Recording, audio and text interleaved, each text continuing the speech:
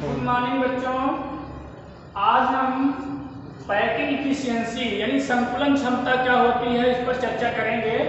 तो आइए सबसे पहले देखते हैं कि संकुलन होता क्या है। संकुलन क्षमता, संकुलन क्षमता होती क्या है। तो देखिए है क्या कि क्रिस्टल में जो भी अवयवी कण हैं उनके द्वारा जो घेरा गया स्थान है उसका प्रतिशत क्या कहलाता है, संकुलन क्षमता कहलाता है।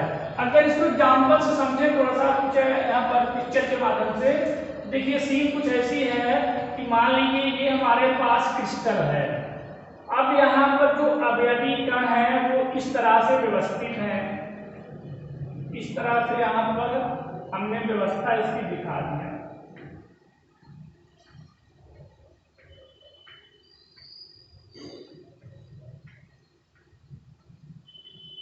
ठीक है।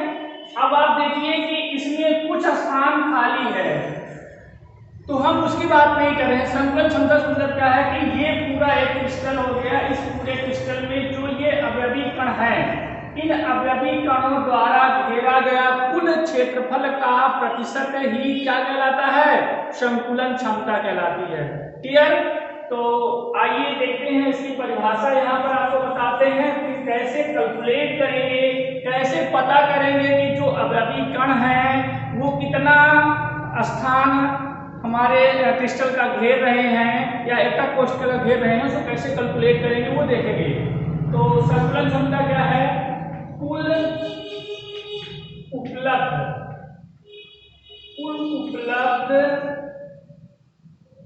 क्षेत्रफल, कुल उपलब्ध क्षेत्रफल का प्रतिशत जो अवयवी कणों द्वारा घेरा गया है, अवयवी कणों द्वारा घेरा गया है। ठीक है। कुल उपलब्ध क्षेत्रफल का वह प्रतिशत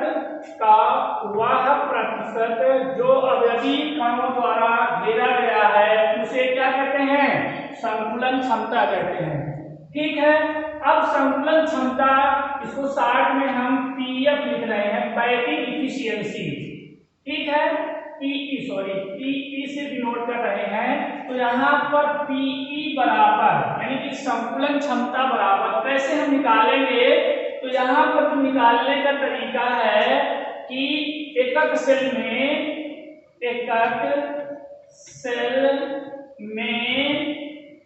अवयवी कणों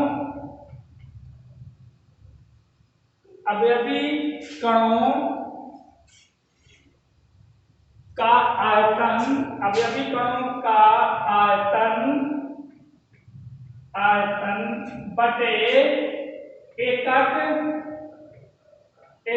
सेल का कुल आयतन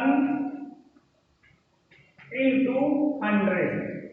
यानी कि अगर हमें किसी भी एकक सेल में या किसी भी क्रिस्टल में अवयवी कणों की संख्या पता चल जाए और उन अवयवी कणों का आयतन पता चल जाए तो हम यहाँ से पैकिंग इफिशियंसी यानी कि संकुलन क्षमता कैलकुलेट कर सकते हैं। तो ये इसका फॉर्मूला है। अब आइए कुछ जो हमारे पास एकक कोशिका एक्चुअली में जो हम यहाँ पर कन्फाइंड हैं वो किस पर है, एकक सेल के बारे में है। तो हम यहाँ पर जैसे आपने एकक सेल के कई टाइप देखा है जिसमें हमने सरल घनी एकक सेल देखा था, इसके अलावा हमने अंतः केंद्रीय एकक सेल देखा था, फलक केंद्रीय एकक सेल देखा था। तो देखिए जो सरल घनी एकक सेल है वो काफी आसान है, तो उस पर हम बहुत ज्यादा फोकस नहीं कर रहे हैं। यहाँ पर हम अंतः केंद्रीय एकक सेल के बारे में चर्चा करने जा रहे हैं, तो जिसको हम बोलते हैं BCC, body centred unit cell. तो बीसीसी में एक्चुअली में आप अगर यहाँ पर फिगर आउट करें तो आपने देखा था कि बीसीसी में कुछ इस तरह से हमने इसको बनाया था। अब देखिए होता क्या है कि बीसीसी में जो अवयवी कण होते हैं वो कार्नर पर होते हैं। कहां पर होते हैं? कार्नर पर होते हैं। और इसके अतिरिक्त एक कहां होता है? बॉडी सेंटर में होता है। कहां पर होता है? बॉडी सेंटर में। बॉडी सेंटर मतलब जैसे ये रूम हो गया, तो इस रूम में कितने कार्नर हैं? 4 ऊपर 4 नीचे, 8 कार्नर हो गए। और उसके बीच में, जैसे ये पूरा एक रूम है तो इसके बीच में हम एक बॉल लटका दें तो वो क्या कहलाएगा? बॉडी सेंटर कहलाता है। ठीक है ना। अब देखिए हमें क्या करना है कि इस एकक सेल में जो अवयवी कण है उनकी संख्या पता कर लें, उनका आयतन पता कर लें, तो यहाँ पर रखने के बाद हम पैकिंग एफिशिएंसी निकाल सकते हैं। तो देखिए है क्या कि इसको हम कुछ इस तरह से मिला देते हैं। ठीक है, इस तरह से मिला देते हैं इसको हम। ऐसे हमने इसको मिला दिया और एक हमने इसको यहाँ से इस तरह से मिला दिया। अब देखिए ये है क्या यहाँ पर कि अगर हमको, अब हमने इसको क्यों ऐसा किया, हमको ये डिस्टेंस चाहिए कि ये डिस्टेंस हम डायरेक्टली निकाल नहीं सकते हैं।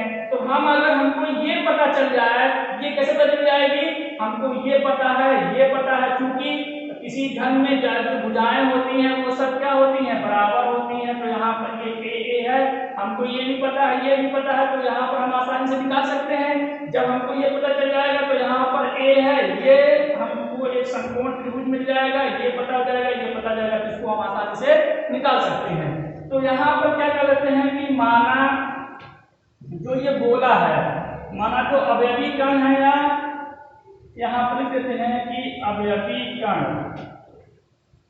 की त्रिज्या, माना गोले की त्रिज्या, गोले की त्रिज्या क्या है? स्मॉल आर मान लिया हमने। ठीक है।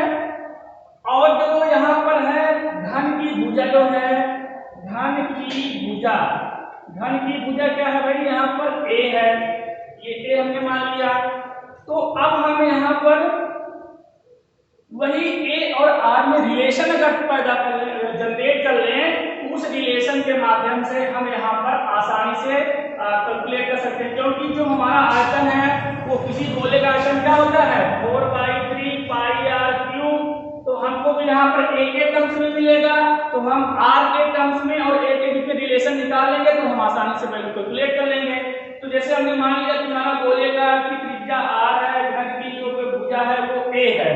अब देखिए यहाँ पर तो समकोण त्रिभुज हम लेते हैं यहाँ पर कौन, इसको नाम दे देते हैं ए बी सी और इसको नाम दे देते हैं डी। ए बी सी और इसको हमने नाम दे दिया डी। और तो आप नामकरण कर सकते हैं पर अब उतना अपने लिए इंपॉर्टेंट नहीं, इसलिए मैं नहीं कर रहा हूँ नामकरण।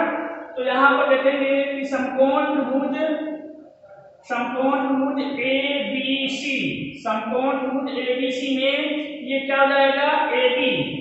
ए बी बराबर क्या हो जाएगा? ए बी का स्क्वायर बराबर हो जाएगा ए सी का स्क्वायर प्लस बी सी का स्क्वायर। यहाँ से ए बी बराबर हो जाएगा रूट ए सी का स्क्वायर प्लस बी सी का स्क्वायर। ए सी की वैल्यू पता है ए है, बी सी की वैल्यू नहीं पता है ए है। तो यहाँ से ए स्क्वायर प्लस ए स्क्वायर ये हो जाएगा रूट 2 ए स्क्वायर हो जाएगा। इसको कर देंगे तो यहाँ पर ए रूट 2 हो जाएगा। यानी ए बी की वैल्यू हमें पता चल गई।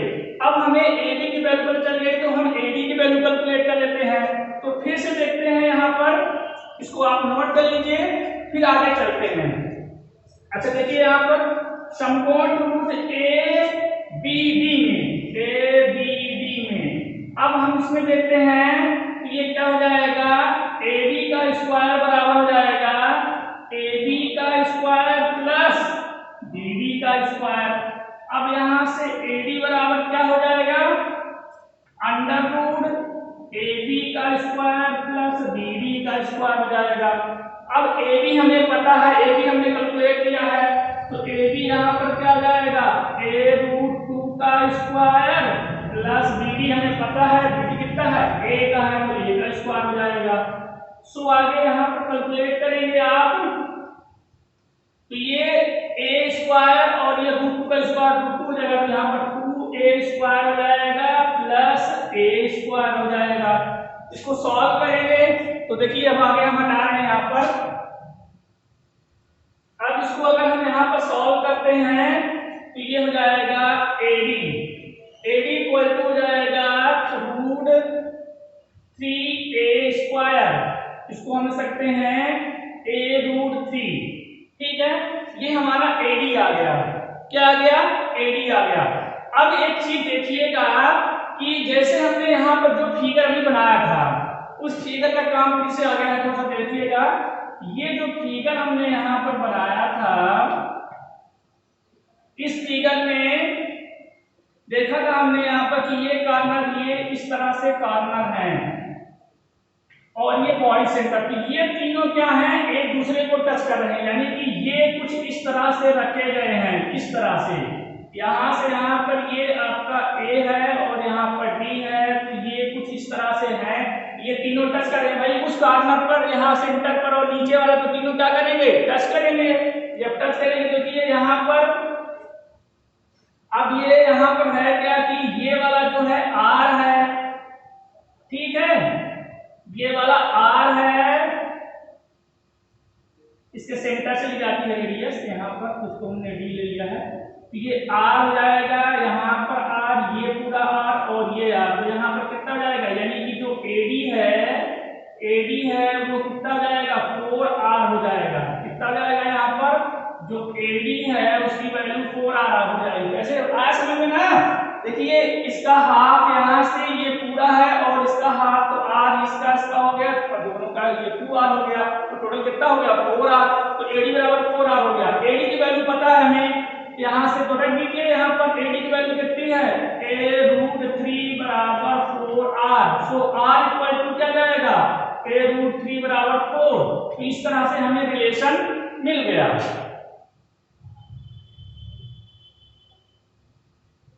अब देखिए हमने R और A का रिलेशन पता कर लिया है। अब आगे हम क्या करते हैं? अब इस फार्मूले में रखते हैं। तो देखिए फटाफट इस फार्मूले में रख के कैसे कैलकुलेट कर लेंगे हम। अब देखिए, अच्छा इसमें कितने प्रभावी अवयवी कण होंगे? तो आपने पिछले क्लास में कैलकुलेट किया था, जो प्रभावी अवयवी कण हैं वो कितना होते हैं बीसीसी में? बीसीसी में कितना होते हैं? 2 होते हैं। तो 2 गोलों का आयतन तो 2 × 4/3 पाई r क्यूब डिवाइड बाई एकक सेल का आयतन। एकक सेल का आयतन का से एक घन का आयतन क्या होता है? a क्यूब होता है, तो यहां से a क्यूब रख दिया। ठीक है, अब देखिए r की वैल्यू यहां पर हम रख देंगे, तो ये आपका यहां पर Pe है, तो ये Pe है, तो देखिए यहाँ पर Pe को कैसे हम सॉल्व करेंगे।